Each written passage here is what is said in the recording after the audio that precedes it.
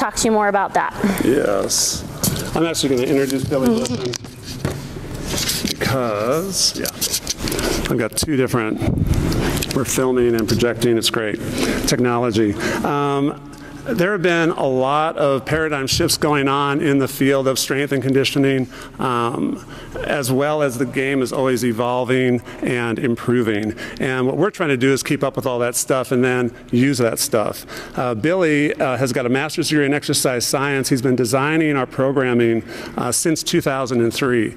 And from a volleyball coaching perspective, I had to go outside of volleyball to learn how to coach volleyball better from a biomechanics standpoint because of Billy's knowledge base and how to condition athletes better so that they could max themselves out and reduce their injury rate. Like Kathleen mentioned, it's Billy's programming that's responsible for 80% of our athletes reaching their top vertical jump while they're in our program. And he's also a big reason behind why our injury rate is so low. So Billy Glisan is going to be talking to you now.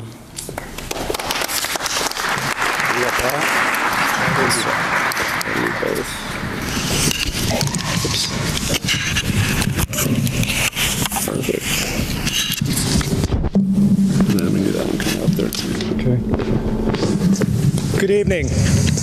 How's everybody? I'm not much of a talker while you sit. I'm a person that teaches your daughters to move. So with that being said, you're going to move a little bit. So quickly, briefly, stand for a second. Let's get some blood going. You're not going to have to do any exercise. Don't worry about it. You go to the next slide. You were actually just a second ago training. What were you training for before I had you stand up? Sitting, right? What are you training for right now? Standing. We're making progress. If your daughters came in and trained like you're training either before or right now, how would you feel about that? Would they get better at volleyball? Okay? So over the years, I can tell you I've been working with athletes for a long time, 20 years plus, right? And I've heard all kinds of questions, good questions, bad questions from parents. And I probably had the bad parents too. When parents come and say, my daughter needs to get in volleyball shape, right? Do you need to get in volleyball shape? Yeah. So what are you going to have her do? I'm going to have her go out and start running, run 5 miles. Is that a good conditioning activity for a volleyball player? Okay. 5 or 10 years ago, I'd get a lot of yeses, and I'll still get that parent asking, well, I'm just going to go have her get on the elliptical at the gym, right? I'm going to have her lift weights. I'm going to make her strong, okay? Wonderful, okay? Have a seat, please. Training for volleyball is very specific. And I'm going to show you some examples tonight of some volleyball skills that your daughter is going to be performing, right? And we're trying to get your daughter better. One of the perspectives I'm going to give you tonight, since I'm a day or two over 40, is I've sat where you've sat, right? I had a daughter that I coached. We're in Fort Collins. She played basketball. She went on and played college basketball, right? I know what it's like to train a young lady, but I've also sat on this side of it and had her play club that I didn't coach. I know what it's like. I'm going to tell you my objective working with your daughters is not to get a W. That's Jim's job and the coaches at Front Range. They're about wins, right, and not losses. That's not how I look at your daughter. I look at your daughter long term, right? I'm 60. I want your daughter to be doing what I'm doing when I'm 60, right? I can still hit a golf ball 300 yards. I can do a lot of things because I've stayed fit. And my back still works, and my shoulder still works, and my ankles and hips still work. Knock on wood. So when I work with your daughters, I understand from your perspective where you're going. I know why you're sitting here. I know your motivations. We're going to help you with that. But I'm also going to tell you I'm a fish out of water. I always have been. I worked with the largest spine center in the nation with some of the best therapists, orthopedic surgeons. And what I do with your daughter is going to be different from what they're doing down the street 3 blocks from here. I guarantee it. Okay?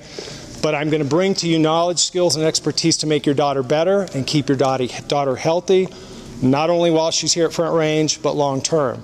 My philosophy is also that I want your daughter to learn up here, because by the time they're 17 or 18, they ought to understand, and not just by me or any other coach, do this and they go do it. They need to understand up here why they're doing it. For those that are good enough and lucky enough to go play college, they need to start making their own decisions about what makes sense in terms of their training for their back, their hip, their shoulder, their ankle. So You need to know that, and anytime you're here and I'm around, please ask me, but you may not get the standard question and answer from me. I'll give you probably more than you want.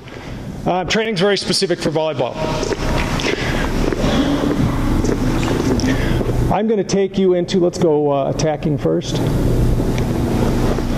I'm going to show you some video clips, and I'm going to get real specific with some visuals because I know you want to see visuals rather than listen to me talk. We're going to play that first clip twice. It's going to play really quickly. Watch that again. Stop. What'd you see? What you should have just seen was one of the most complex movements there are in sports. For a volleyball athlete, this is an international level Olympic athlete, and I'm going to tell you his mechanics, and I'm going to slow this down and show you his mechanics, are as good as anybody in the world, male or female. He hits the ball hard, but what just happened? What did you see? What did you see? Nothing. It was a blur. What did you see? It was a blur. We're going to go a little slower. Kathleen, go a little forward for me. Get me up to a reverse power C in the air. I spend a lot of time working with athletes. I work with athletes to teach them hit, throw, and kick harder, okay? And tolerate hitting, throwing, and kicking harder. This individual right in there, that's great right there. I want you to get some visuals. The first thing I want you to notice, and there was already another visual that was up there tonight of a hitter. A hitter in the air, male or female, at the best level, best mechanics, are going to have their knees and legs up behind their body. Remember that, because when I start showing you some strength and conditioning exercises tonight that are being taught down the street or elsewhere, that's not what they're teaching them. They're teaching them all the cool, popular, trendy stuff. I don't teach popular, cool, trendy stuff. I teach things that improve their performance and keep them from getting hurt. It might be different, and probably is different from what happens down the street. Right here, so you see the knees behind him. We're going to click forward just a couple steps. Imagine there was a dot on this guy's right hip. When it started, that right hip was pointing over towards the right antenna. What do you see his hip doing? It's turning, it's rotating, okay? But now wait a second. We want this guy to hit harder. How do you do that? How do you improve your daughter's arm swing? Work on arm swing, right? And in volleyball, all you hear about is arm swing. Make their arm swing greater. I'm going to tell you that volleyball is being taught across the country, right, based on arm swing. And I'm going to tell you every other sport where they hit, throw, or kick, their hips turn first, right? It starts from the ground up. Their feet go first. There's a reason the legs are behind them. They're going to use their legs to generate more power because there's a lot of strength in the lower body. Their hips turn, then their shoulders turn, and then, so if we go a couple frames forward, what you'll notice, and if you'll just slide that back and forth a couple times, Kathleen. Let's just go back a couple frames. You're going to see, the first thing you're going to watch, we'll go all the way back to that reverse C position, and you can't see the C, but his legs are going to kick to start the motion coming forward. Let's go the other way. He gets up in the air, the legs are going to kick, the hips are going to turn, the shoulder's going to come through, and look, the arm's still way behind the body. Every other sport does that. I work with the hitting coach and the pitching coach from the Rockies, right? What happens in baseball when they're throwing 90 or 100 miles an hour?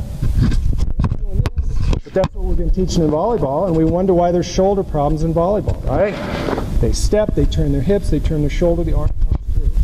That's what we teach in volleyball. It's not this crazy science, it's basically mechanics, it's muscles, it's energy. Let's go forward.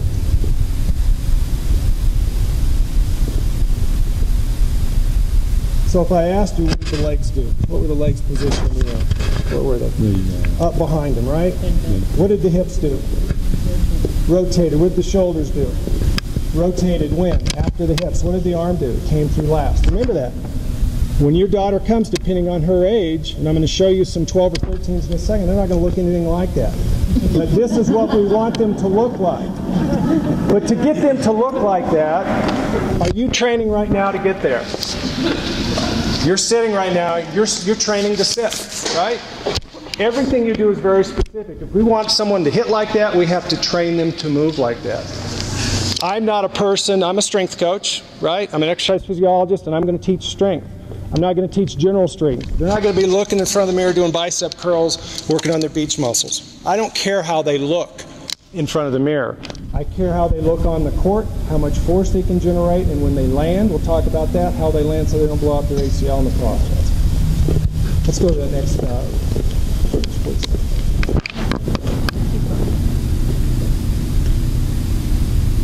All right, watch this serving mechanics. Go one more time back through that if you would. And what I want you to know is the point is, what you saw the outside hitter doing was the exact same thing on a power serve at the international level. They ought to be the same. Same mechanics, legs up behind the air, legs kick, hips turn, shoulder turn, arm comes through. Wonderful, let's move on. We go to the international level for women. Okay, freeze right there at the top.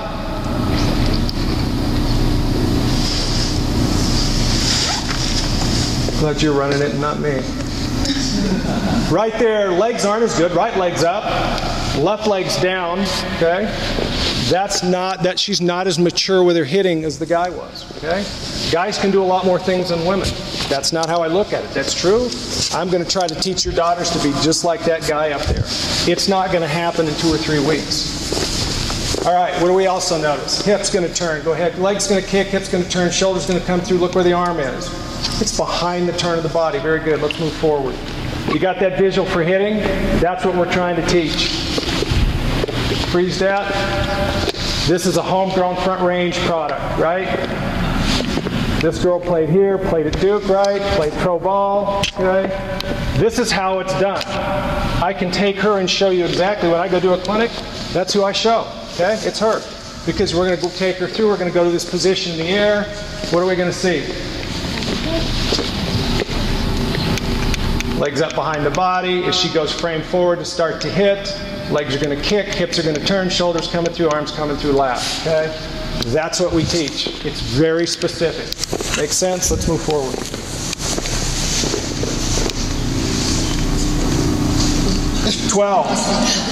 Look the same? No. It will take time. But you understand visually what we're working towards. A very highly complex movement. Probably, in my opinion, the hardest movement there is in sport. Because you're not doing it on the ground.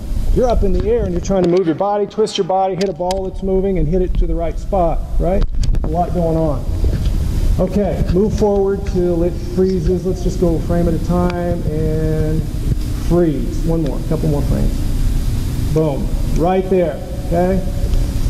What's also happening, you can go get on Google, right, and go get on YouTube, and you can find any instruction you want for any sport. And I'm going to tell you, as someone that spent a lot of time, basically as a geek, looking at anatomy and physiology, and working with a lot of therapists and a lot of docs, this is what's called the high elbow setup position in volleyball. It's what's being taught. It's being taught all over the country. I'm going to also tell you that the people that are teaching that don't understand the anatomy of the shoulder very well. Because a lot of people that are doing that, it is, and I'm going to borrow what you said to me, or what your question from a little bit ago. It's easy to teach this. It's really easy, okay? It's a lot harder to teach this that looks more like baseball, okay? But my job is I could teach them, really simple, how to bring their elbow up and do that, and they can hit the ball hard. But what's the objective? Hit harder and tolerate hitting harder.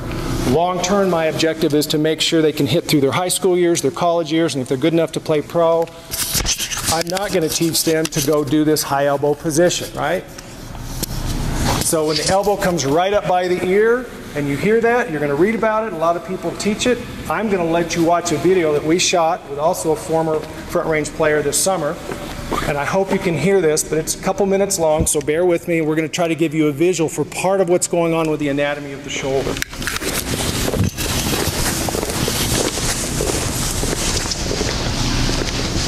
I want to give you a good visual of kind of what's happening. So this is the scapula, this is the shoulder joint, this is the humerus, this long bone here. What I want you to notice is this piece of yellow tubing is representing the muscle, part of the rotator cuff, the top part of it, called the supraspinatus. And what can happen is that arm raises up, is this bone, when it comes up here, can actually start to pinch off this opening or shut down this opening where the supraspinatus comes out and actually attaches to the humerus. So in this case, if she continues to lift her elbow up above shoulder level, we actually can pinch that area off. And oftentimes that might be referred to with volleyball players who get, quote, a hot shoulder and inflamed shoulder. They get anterior superior impingement. What that means is, anterior meaning the front of the shoulder, superior meaning the top, they can get pain, inflammation on the top and front part of their shoulder.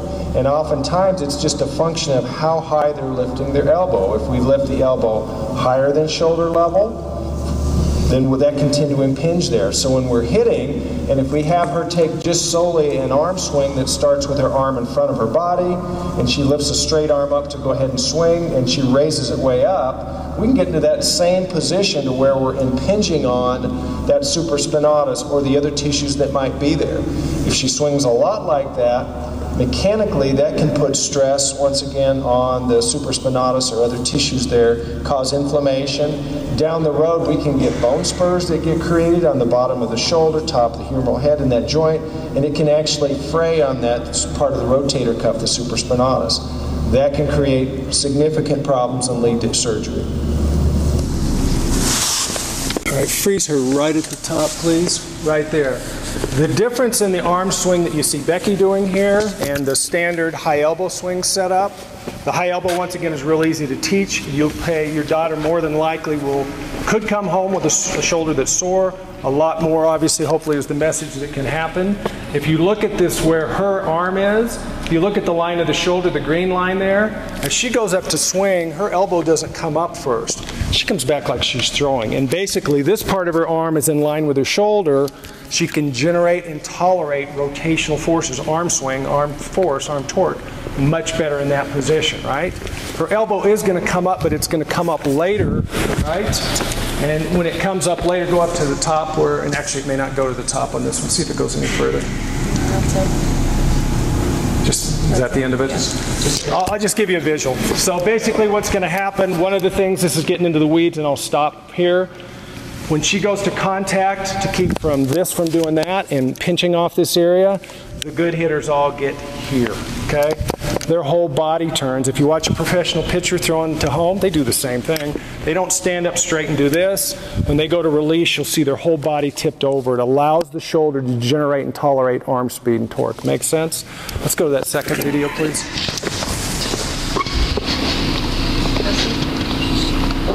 Hopefully what blocking, please. Hopefully what I just want you to get, and the next two won't be that long, I promise. Training's very specific. We're going to teach a highly complex movement pattern for hitting and blocking. It has to be trained very specifically. All right, let's go slowly forward. Stop when he gets up into that position. We're going to talk about blocking now, a different volleyball skill, obviously, but just repetition's a big part of learning. Look at this guy when he gets in the air. International player, where's his legs? Behind his back. Where's his arm? Stop right there, please. Arm is in line with the shoulder. It's not up here yet, okay? That's what we're going to teach. For now, and if you want to talk about it at some point when you're here, we can talk about the mechanics of the shoulder and I can put you to sleep faster, okay? What I want you to notice here, we're talking about blocking. These three blockers, look how close they are to the net. Let's go to the next one, Kathleen. Their body is right up on the net. Look at these two girls, right? Oops, back up just a hair. So the two blockers here, when they go up in the air, look how close they are to the net. Oh no, by the way, watch her arm swing, watch her legs up behind her, starting to see a trend. But in terms of blocking, they're really tight to the net. Go forward, please. This is our man, Ryan. He's going out to demonstrate to give you a side view. And part of the technique that we're looking for is we want to minimize any distance in the air when he goes to block the ball from his body away from the net or his arms away from the net, right? We don't want the ball coming over on this side of the net. That's good. Let's go to the next piece. All right, here's our man Tanner. Go back a hair. I said to you right there, right to the top. Boom, perfect. Box jumps, right? It's the cool thing to do. Many of you guys are going to work out, everybody's doing box jumps now, right? We haven't done box jumps in probably 10 years, okay? And I'm going to show you why. You never had to do box jumps. Yeah, never. And box jumps are cool, but box jumps will train you to jump up on a box with your legs and knees in front of you, right? Remember what I showed you in blocking, where the leg's supposed to be? Behind your body, right? Tanner, as he'll tell you here in a little bit when he comes up to talk, that's how he was trained when he played volleyball, right? And now when he goes up to block jump, look at his technique. His body's just doing what it's been trained to do. Legs come up in front. Wonderful if you're a sport that requires that to happen. Not so great when you're in a sport that this needs to happen with your legs behind you. Okay, let's go forward, please. This is Tanner block jumping. his natural technique. Body falling away as he goes up. If I continue, the video won't play, it's froze there. But if we continue to work on this, his body's going away from the net. It's making a bigger space, his arm's going further away. More tendency for the ball to fall on his side of the net, right? Not good. We train, and so this is Ryan once again, and we train what we call Superman jumps. That's what we're looking for. We want the body to be able to go straight up and down, not the legs coming up in front. One of the ways we train vertical jump, it's once again very specific to volleyball. We're going to use the yarn, we're going to use these things, and we're going to measure power. And over the course of the year, your athlete ought to be able to jump up with the legs straight or legs coming behind. Both of those would be good. Once again, training is very specific. Next video, please.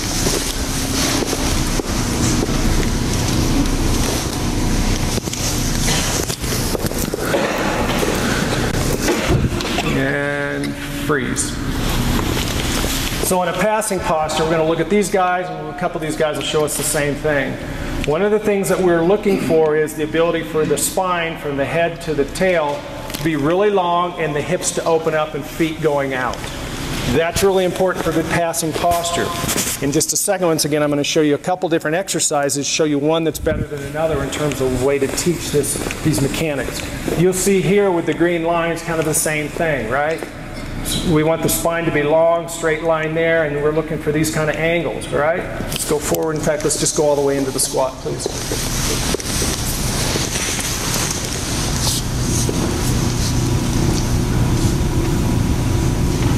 All right, this is a very common exercise. Go ahead and go down to the bottom of that. This is a back squat. Common exercise. Squat's one of the biggest, most common exercises in the strength and conditioning world. It's a great exercise for certain things, right? I'm comparing just a second ago. Remember I showed you this straight spine? Well, that looks good. The straight spine, the only problem is he's looking down at the ground with his hips at that angle. His legs and hips are in front of him there. Training's very specific. If this is the exercise he does, he's going to get better at that exercise. His body's going to learn to do that movement with greater strength. No problem if that's going to carry over into something specific we're trying to build. Let's go forward. I told you I was a fish out of water. Can you drag that player bar out of the way up? There you go. Thank you. Okay. So we use different things, and I will tell you this. Over the course of the last 15 years that I've been here, we've changed equipment how many times? 15. Don't ask Kay. Okay? We've evolved. And I've taught Olympic lifts. We don't do Olympic lifts anymore. We've taught pretty much everything. I've run the whole gamut, right? I've worked with athletes for probably 15 or 20 years. We've went away from having numerous platforms. We've went through all kinds of different iterations. This is a kettlebell. We do kettlebells, not kettlebell swings, okay? We do things where we're trying to build this long spine with the hips out, hips open. And go ahead and take him next to the next part of that, Kathleen, where he drops the bell. So we're going to do things once again, this is the last video I'll show you on this, that basically starts to get to, keep going. When he drops the bell, this starts to show a passing posture, right? Training specific. So we're going to make his legs strong, or her legs strong. We're going to keep their back in a good position. We're going to train their core, but we're going to train it very specific into a passing posture. So there with his arms out, he could very easily, he's trying to demonstrate what it would be like to put his hands out in the platform to pass the ball. Training's very specific. Last video, please.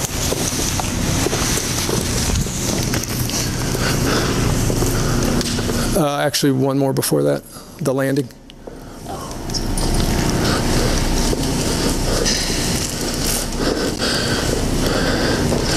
All right, freeze right there. This is the arm swing I was showing you earlier, but now what I'm going to talk about is what goes up comes down, right? When we started, Jim, how long ago? 2 years ago, 20 years ago when we started?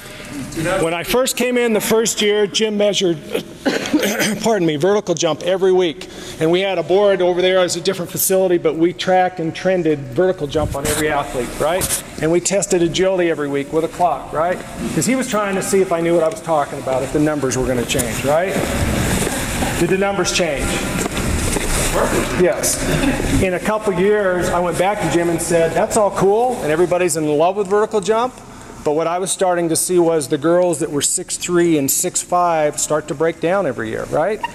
And what I was seeing was they went from high school playing high school. How tall are you? 6'1". Thank you. Okay. Did you play volleyball? Okay. So I'm not picking on you, but I just noticed I was talking about 6'3", 6'5". What I was seeing was girls that were 6'3" and 6'5", everybody looked at them and said, oh my gosh, they're big and they're strong and they're so capable. What I was seeing was the 6'3" and 6'5" girls were playing high school, going directly into club and playing for Front Range. Then they were going and playing national ball or overseas or something else. They had no time to do what? Recover. Okay? So it's not, one of the things, the message tonight is it's not all about how hard you push your daughter, right? And we start talking about taking them and getting outside training on top of what we're doing. Don't. Because all you're going to do is probably undo what we're trying to do, which is control how hard they work, how many jumps they get, the stresses on their shoulder, the stresses on their back. We want athletes to be able to get better and not get injured, stay on the court, and so do you. Because if you pay the time and money to train, and then you go to the qualifier, you want your daughter healthy, don't you? You need her to be seen.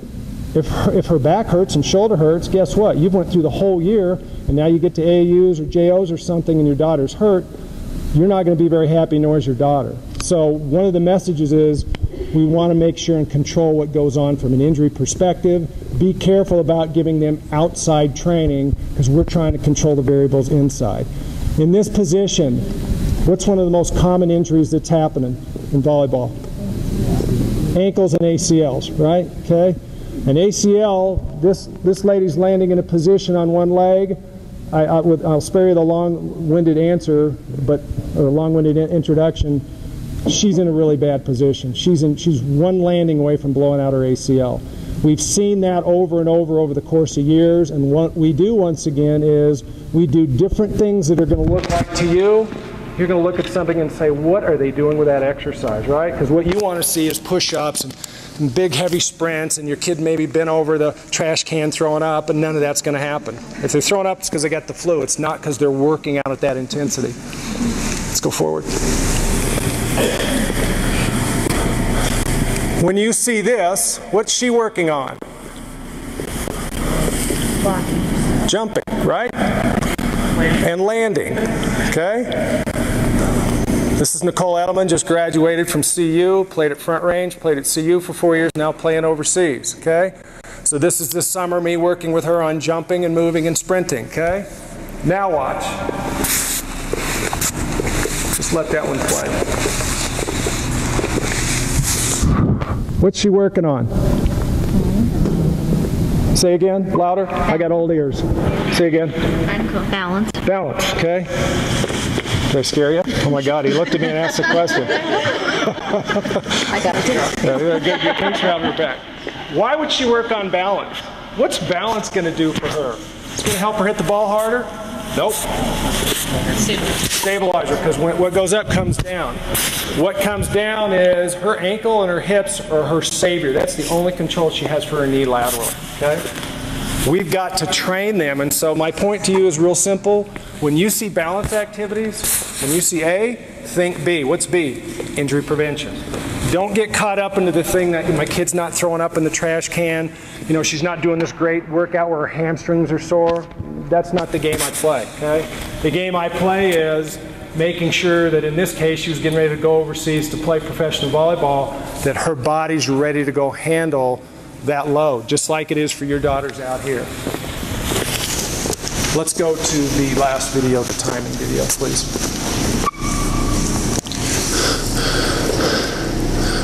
How am I doing, Jim? 3 minutes, right? Jim? What? I'm at 3 minutes yet? I'm almost done. Watch the green, but not so fast. Start over back from the beginning, will you? Before you start, hit pause for a second. Here's what you're going to see. You're going to see over on the green side some data. That data is seconds, okay? I want you to tell me what the average length of a volleyball rally is in seconds. Watch the green, it'll give you a little clue. Go for it. Can you see over me? Just kick me, you will here in a few weeks. Can you see? This is in slow motion, so what was the length of that first rally? 4.6 seconds. Keep going.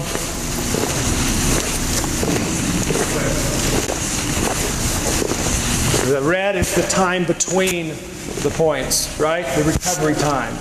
Also important if you're training them. You can just Kathleen, or scroll through.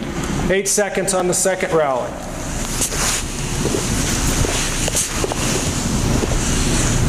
I'm going to cut you to the chase. If we let this play, the average volleyball rally, depending on how good the volleyball players are, the more skilled they are, the longer the rally is going to be. But those rallies more than likely won't last over 10 seconds. I'm good, I've seen enough. PDF, please. What was the time again? How many seconds? Matt, come here. But what's the total? 10. Less than 10, right? Remember that. When you tell your daughter to go out and run 5 miles, how long is it going to take her? 3 hours, you're getting her ready for volleyball, right? No, you're not. Do things that are 10 seconds or less, you'll get her ready for volleyball rallies, okay? I know that doesn't make sense. Last thing I'm going to tell you, if you look up here, this is the technical side, sorry, but I'm going to make it simple. 0 to 10 seconds, there's 3 energy systems in the body you use, right? Right now you're using this one over here. You've been sitting for 2 minutes or longer. That's the aerobic energy system. When you go get on a bike, you go get on the treadmill, you run, you jog for anything longer than 2 minutes, that's the aerobic system, okay? We're going to spend maybe 20% of our time this year working on that. So aerobic energy, aerobic training is not important for volleyball because volleyball, I shouldn't say it's not important, it's not as important as this 0 to 10 seconds, right? Because you saw the rally. That's what we have to train. We have to train the right energy system. 75% of the time you'll see us training, especially in the strength and conditioning area, is going to be spent doing things that are 0 to 10 seconds. So when we're working on jumping fast, hitting hard, moving quickly, that's what we're doing. Taking your daughter and having her go get on a treadmill for 30 minutes will probably undo everything we're trying to do from a speed perspective, if that makes sense, right? The second thing, the second time period.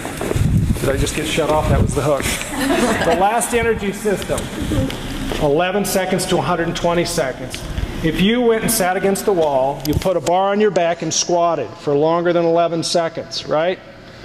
You'll start building up what? Lactic acid. What's lactic acid feel like? It hurts, okay? We're not really training much of the lactic acid system here, right? So if you tell your daughter, hey, I want you to get your legs stronger because I see you're not getting down very low on the ground, and you go tell them to stand against the wall and do wall squats for 2 minutes, is that going to help her? Yeah, if you want her to stand against the wall for 2 minutes. If you want her to play 0 to 10 seconds fast and explosively, train the right energy system, okay? I'm going to close by saying what we were trying to do, what I was trying to do is show you that training is very specific. There's a lot of science behind it, and just doing bench press, doing biceps in the mirror, something that might make your daughter look better, and in high school and middle school it looks cool to look good. Doing trendy things, right, like box jumps might be really good for certain sports. It's not for what we're trying to do. I'd be happy at any point in time, you know, to talk to you if you want to talk further, like, and if you come up and say, why are they doing that? I'm pretty sure there's a good answer and it's based on science or what we're trying to do with volleyball. Appreciate your time. Thank you.